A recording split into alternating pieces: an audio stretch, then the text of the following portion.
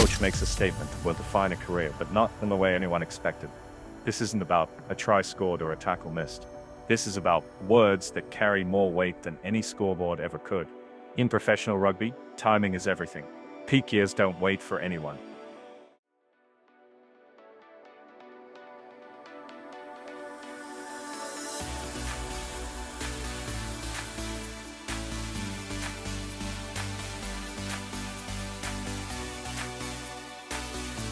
And when those years are spent watching from the sidelines while being told your moment will come later, something breaks that can't easily be fixed. This is the story of Evan Roos, a player who had everything, lost it all, and might never get it back. Not because he wasn't good enough, but because someone decided his time wasn't now. The question isn't whether Evan Roos can play Test rugby. Everyone agrees he can. The real question is whether he'll ever get the chance to prove it when it actually matters. In rugby, there's a narrow window between being the next big thing and being the guy people used to talk about. Evan Roos is standing right at the edge of that window, and the person holding the door might have just pushed him through it. This is about more than selection. It's about what happens when potential meets politics, when talent meets timing, and when a single decision ripples through an entire career. Because in 2022, Evan Roos wasn't just good, he was undeniable. So what changed? The player didn't. The game didn't. Something else did. And that something might be the biggest mistake South African rugby has made in years. Then 2023 arrived differently than anyone expected. Injury. The kind that doesn't just sideline you for a week or two. Shoulder surgery. 6 months out. Half a year of watching, recovering, rebuilding.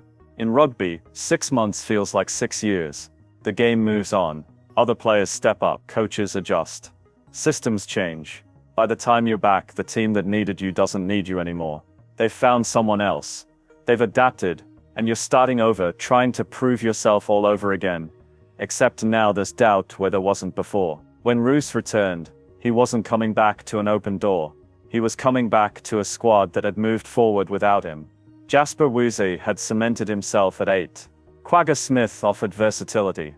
Dwayne Vermeulen, even in the twilight of his career, still commanded respect. There was no space.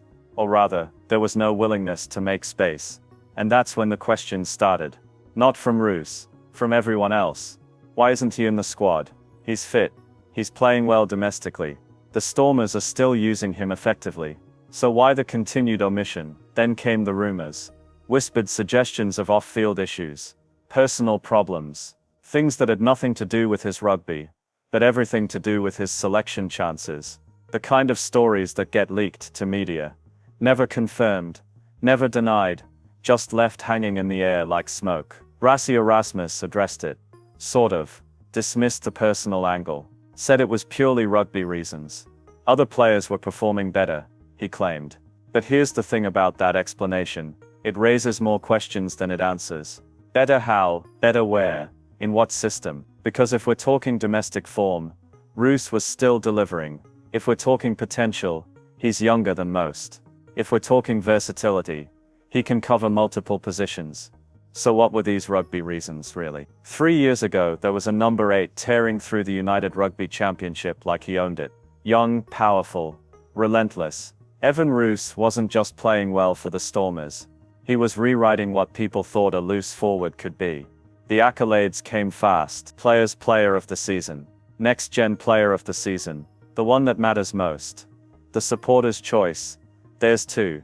3 major awards in one season. That's not just form. That's dominance. That's a statement. When your peers vote for you, that means something. When the next generation looks up to you while you're still in it, that's rare.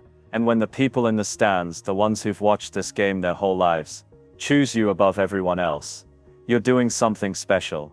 This wasn't about one good performance or a few standout moments. This was consistency. At the highest domestic level, week after week, throughout an entire campaign.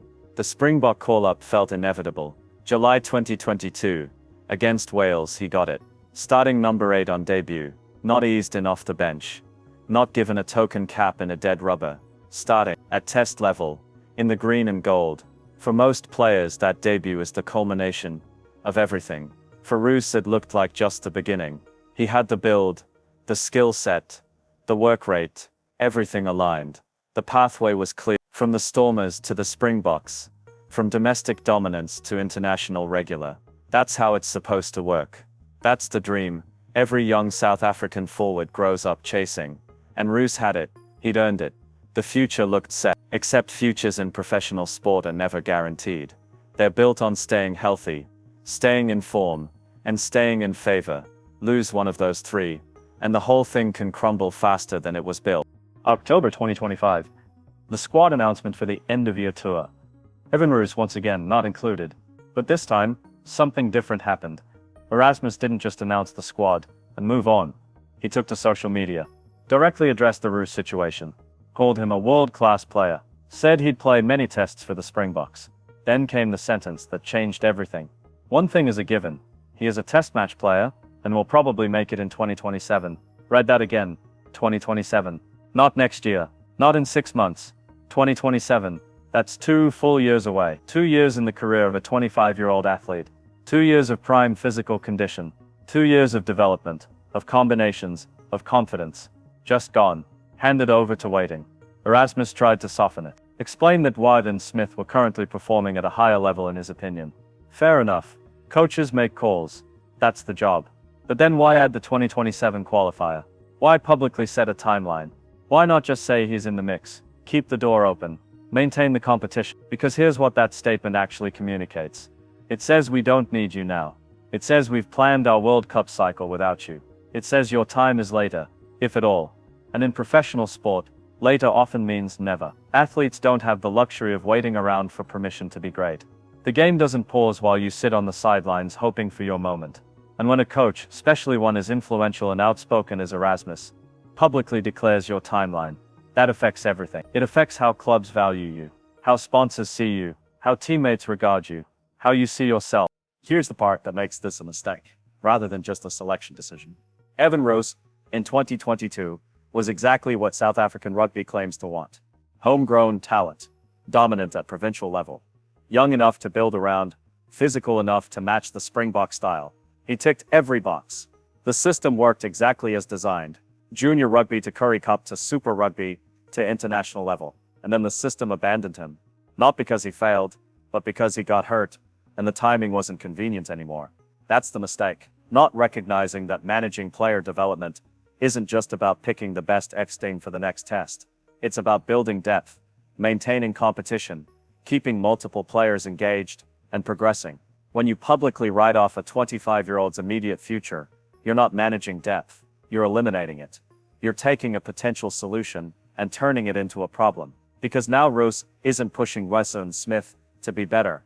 He's not providing cover if they get injured. He's just sitting there aging out of his prime, wondering if he'll ever get another real chance. And what happens if in 2027, Erasmus changes his mind, or a new coach comes in with different ideas, or Roos has moved overseas for more money and consistent playing time? South Africa has already lost too many players to foreign leagues. Creating an environment where a triple award-winning number 8 feels he has no future in the national setup is how you lose more.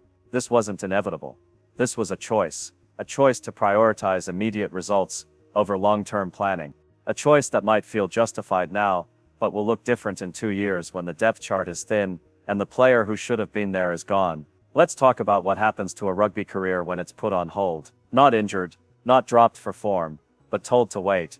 25 years old is not young in rugby years. It's prime. Most loose forwards peak between 25 and 29. That's the window. 4 years where everything you've built, all that youth and development, it pays off. You're strong enough, experienced enough, still fast enough. After 29, you're fighting time, fighting younger players coming up behind you, fighting your own body. Roos is in year 1 of that window right now. Being told to wait until 2027 means potentially losing years 2 and 3. Arriving at 27 as someone trying to break in, rather than someone who's been there, done it, grown with the team. There's a psychological element too. Confidence in professional sport is fragile. It's built through playing, through success, through being trusted. When you're repeatedly told you're not quite good enough, not quite ready, not quite the right fit, that erodes belief, not just belief from coaches or selectors, belief in yourself, and once that's gone, getting it back is nearly impossible. Then there's the practical reality. By 2027, there will be new young number 8s coming through, 22, 23-year-olds with no injury history, with fresh legs, with the same potential Roos had. Why would selectors pick a 27-year-old with limited test experience over a 23-year-old with none but more years ahead of them? The cycle repeats. The door that was supposed to open in 2027 might never actually swing wide. This is how careers end, without anyone officially ending them. Death by 1,000 small delays. Rassie Erasmus has made plenty of good decisions for South African rugby. Multiple World Cup cycles. Smart selection calls. Bold tactical moves. This isn't one of them. Telling Evan Roos to wait until 2027 doesn't develop a player. It doesn't build depth. It doesn't create competition. It ends a career in slow motion. And when people look back at this period, when they ask what happened to that dominant young number 8 who had everything in front of him, the answer will be simple. Someone decided his time wasn't now. And in rugby, if your time isn't now, it might never be.